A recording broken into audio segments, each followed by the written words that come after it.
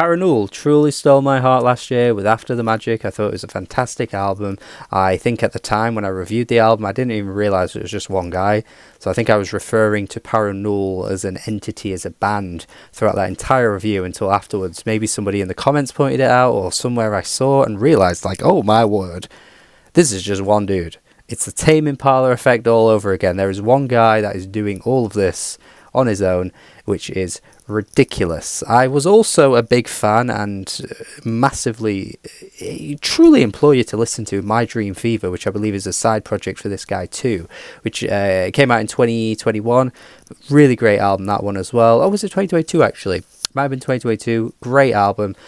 Just a really beautiful modern classical album that didn't really get as much of attention as some of Parannoul's stuff, but even that is all relative to kind of just internet niche music circles, really, because Parannoul, in the grander scheme of things, still isn't like a household name or particularly that famous, really. But the people that are aware, the people that are invested in shoegaze music, are very much on top of Parannoul's work, and I'm just so glad to see something like this exist. I'm kind of sick of the discourse that's been popping up on social media about how, oh, it's only rate your music nerds that care about this music. It's only album of the year users that care about this music. And it's like, yeah, okay, fine. Yeah, you're not going to come across somebody in real life, but if you spread the word to people, your friends, perhaps that could potentially change. And does it really matter anyway?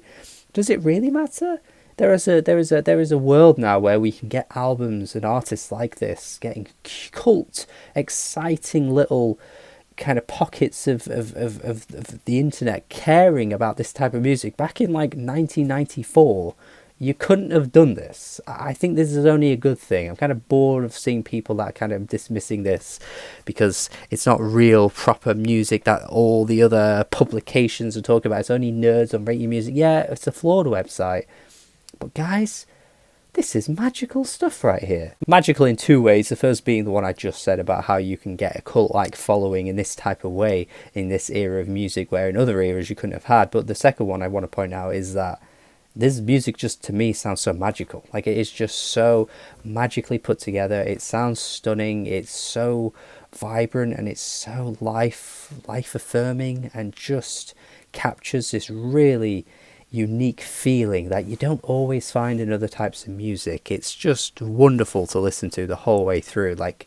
it was the same on the last album too, but this time it just feels amped up to another level. Like, this just feels like Parannoul really at the peak of the powers of what you could do. It's really an album of moments to me as well. Like, yeah, the songs themselves are fantastic, obviously, but just those moments where there's a crescendo, those moments where there's just this magical moment of beauty in the music.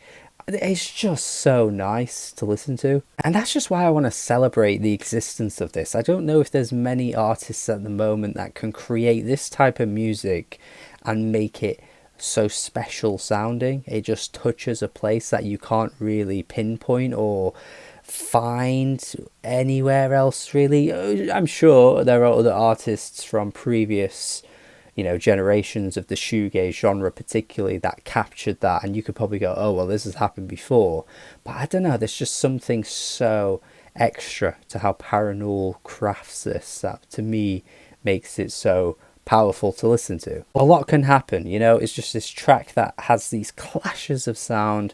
The whole track just feels full and brimming to the point where if you added anything else to it, it would probably just explode. It's like always on the verge of this explosion, and these crescendos do absolutely crash, don't get me wrong, but it's not quite at the level where it feels too much. It feels like it's just kind of noise for the sake of noise. It always feels purposeful. It always touches a spot that makes it so exciting, and it just urges you to kind of go along with it. It's like the album is constantly on the verge of being a sensory overload. Like, there's so much going on at times. There's so much busyness happening in your headphones, which, by the way, be careful of playing this album too loud. I do advocate for people being careful with sound, I've been bullied before for playing my music a little low, and people are like, why don't you play it louder? We don't want to go crazy with our volume, guys. This is one of those albums, so please be careful. because this album at times feels like it's on the verge of being too much. It's on the verge of being too much of a sensory overload. It's almost like it's sending you into a near panic, but it never like steps over that line. It never passes that limit. It reaches the limit and gets bloody close to going beyond it, but it never really does. And yet it's just this perfect sensation of wonderful sounds just coming together. That is very noisy, but you just appreciate all the details that happen at the same time. It's so magnificent to listen to. It's like, I don't know how it never goes beyond that limit. It feels like it should. It feels like it almost is, but it never does. It's like watching the Olympics and you're watching an event and it's like the difference between like 0.2 seconds or something ridiculous like that between you getting a gold or you getting a silver. And it's like that tiny, tiny margin of error. It's the tiniest margin of error. And this album is constantly flirting in that tiny margin of error. Because if he goes a little too noisy, if he goes a little too hard with some of the tracks, it would be unlistenable. It would be annoying. It would make your ears want to bleed, you know, but it never does. It's always in that tiny margin and it gets it right every time. That being said, well, before it gets to that point of the track hitting a crescendo or getting to the wall of sound that completely slaps you in the face, there are some like stunning moments musically. I mean, Gold River has this like childlike whimsy to it. I absolutely adore it. It's almost like something you maybe would expect in like a kid's film almost. It's like that kind of like discovery moment for a child in a film. Perhaps it's like an adventure film or something like that. It just works perfectly for it. You've also got the track Backwards, which I absolutely love. This is very much thereabouts for me of being like the best track. I mean, it's very close between another track, which I think is very hard to argue with being the best song. But I kind of want to hand Backwards a lot of praise here because it really moves along so splendidly. Like the way the track just never really oversteps the mark. Some of these tracks hit crescendos quite early on, or they get quite noisy early on in the track time, in the runtime. But this track doesn't. It kind of lets the twinkly piano just lasts that little bit longer. It's really beautiful in how it sounds. I guess it's more in the realms of My Dream Fever, I guess, with vocals added on top though. It never quite hits that noisy like, you know, mad moment that some of the other tracks. It does, you know, eventually get that build and reaches a point in the track where it does feel a bit heavier, but it doesn't quite do it in the same way that the other tracks do, and I appreciate for that. We got to talk about Evoke Me though. I feel like you're probably waiting for this track to be mentioned. By far the longest track on this album, hits beyond the 10-minute mark. I think we're touching nearly 14 minutes, to be honest with you. It really is a journey of a song, which probably sounds annoyingly cliche to say, because yes, a long song is going to feel like it has more than one phase. If not, it probably would get boring, yada yada yada. I don't want to hit all the cliches every music reviewer does when they talk about music, but you kind of have to point out that there's something different with this track than some of the others. It is different gravy listening to this track, man. It really is.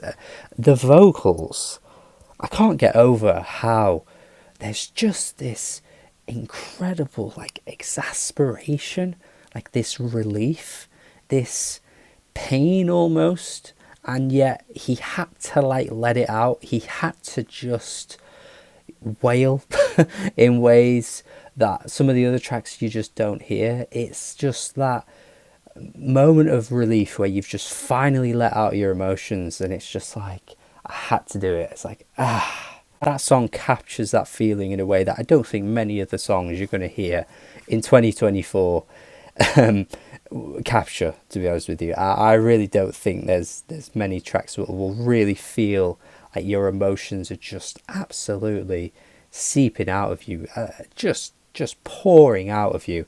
But it almost feels like you needed to do it. You had to do it. And it's just pure relief. It's magnificent. The way that he says evoke me as well, one of the few English words speaking moments I guess on the entire album.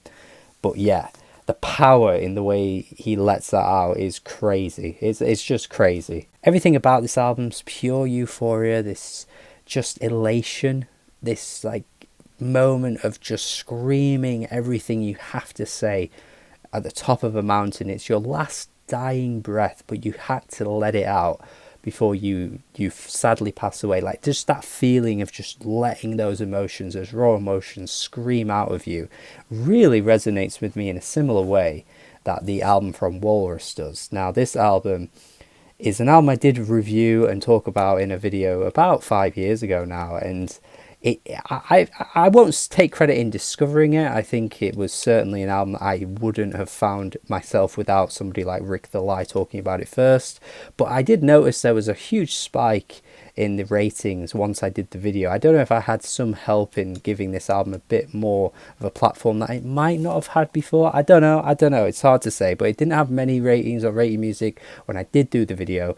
But not long after, we did start to see this album become a bit of a cult classic in the same way that Parannoul has become on rated music. But yeah, if you haven't heard that album, you've got to listen to it, man, because if you love this one, especially if you love this one, you will love that album. It really feels at times like there's so many similarities between them in how they present the music, the noisy elements, all of the things I've said already. Just feels like they are kind of birthed out of the same world. So basically, if you're a fan of one or the other, whichever one it is, you're gonna like both, regardless. Like, if you like one of them, you like the other one, I guarantee it. So you have to make sure you listen to that album if you haven't. I also feel a little bit like the album at times reminds me of Similar Sensations. It's not a similar style of music, it's not really a similar realm of music really, but Mid-Air Thief, I feel like that album from 2018 kind of has similar sensations. Those kind of like, again, like a sensory overload at times of all these different sounds coming through, all the different details, all the different emotions that pour through. It's kind of giving me a similar vibe to that as well. But even regardless of all these comparisons, I do think the Walrus one is very apt, but still, in its own right, this is a fantastic album. It really is. I was worried I was going too high with my score, because I do think once you hear one song, a lot of the other tracks do a similar thing.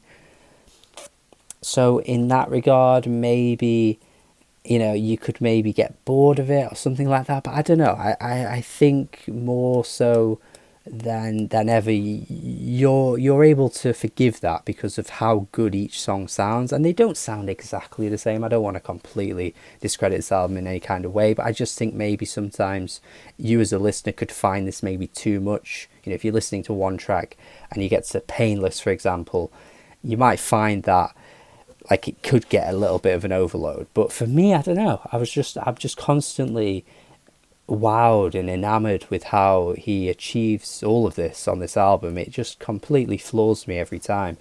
And I'm hoping that feeling stays, because as of right now, I think a 9 out of 10 is very much fair for this album. I'm pretty blown away by it, to be honest with you. It takes the wind out of your sails, it leaves you breathless, it really captures something that not many other albums really do. It's got this spirit to it that I find to be so glorious. It's magical.